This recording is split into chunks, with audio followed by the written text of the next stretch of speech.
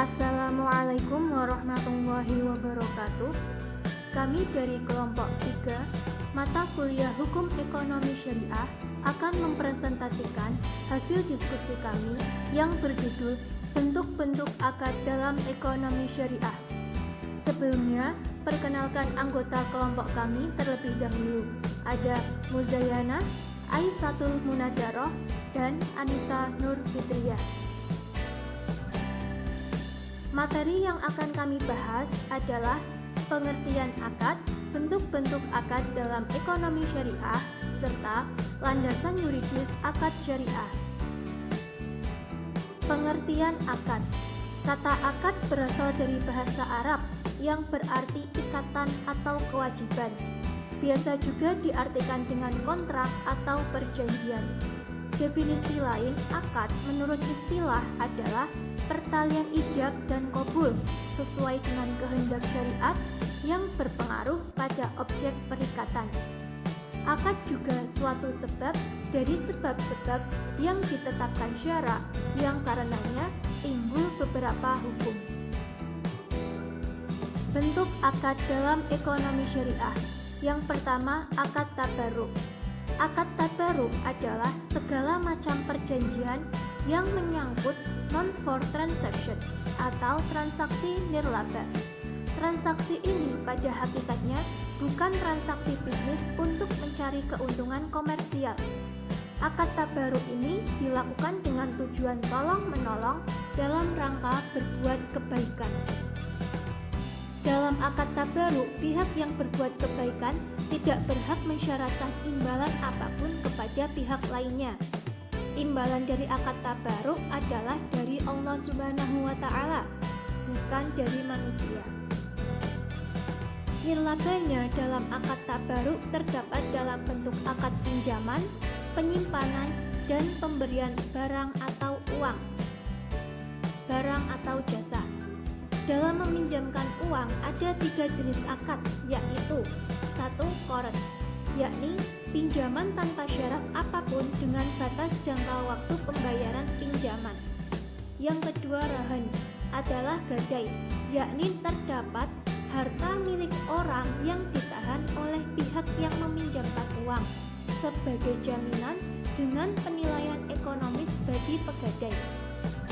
Yang ketiga, hiwalah, adalah bentuk pemberian pinjaman uang yang bertujuan untuk mengambil alih piutang dari untuk memindah kewajiban yang dilakukan seseorang yang sudah tidak sanggup lagi membayar utangnya kepada kreditor. Dalam bentuk meminjamkan ijarah atau jasa dapat dibagi menjadi beberapa jenis akad, yaitu sebagai berikut. 1.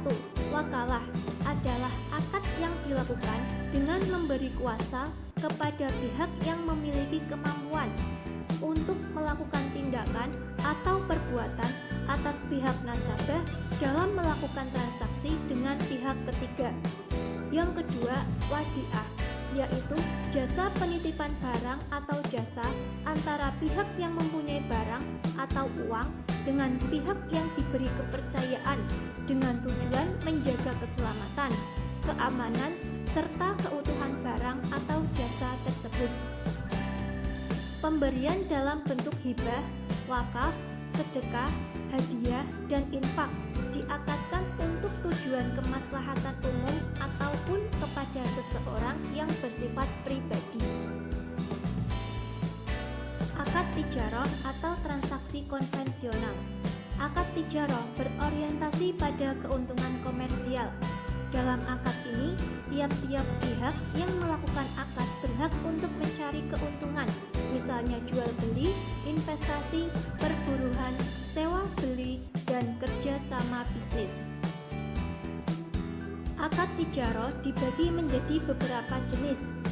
Pemberian berdasarkan tingkat kepastian keuntungan dari akad tijarah, yaitu natural uncertainty contract, yaitu akad tijarah dalam usaha yang jumlah pembayaran atau marginnya tidak dipastikan karena bergantung pada keuntungan tertentu.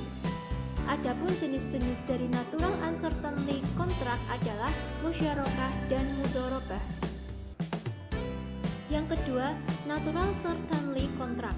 Yang dimaksud dengan natural certainty contract adalah akad dalam bisnis yang memberikan kepastian pembayaran baik dari segi jumlah maupun waktunya. Contohnya akad jual beli. Landasan yuridis akad syariah. Sumber hukum perikatan konvensional atau hukum perdata. Dalam KUH Perdata, sumber-sumber perikatan dibagi menjadi dua macam, yaitu sebagai berikut. Berdasarkan pasal 1233 Kitab Undang-Undang Hukum Perdata di atas bahwa perikatan itu berdasarkan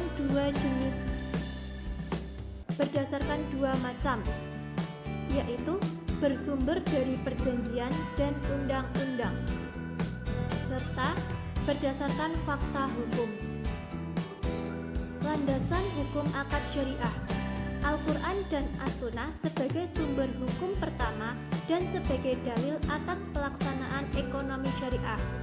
Dasar hukum lainnya adalah didasarkan kepada ijma, serta ada kias, misalnya akad mudharabah yang dikiaskan kepada al-musyaqqah atau seseorang yang mengelola kebun. Sekian presentasi dari kelompok kami. Kurang lebihnya mohon maaf. Bila ada yang perlu ditanyakan silahkan komentar.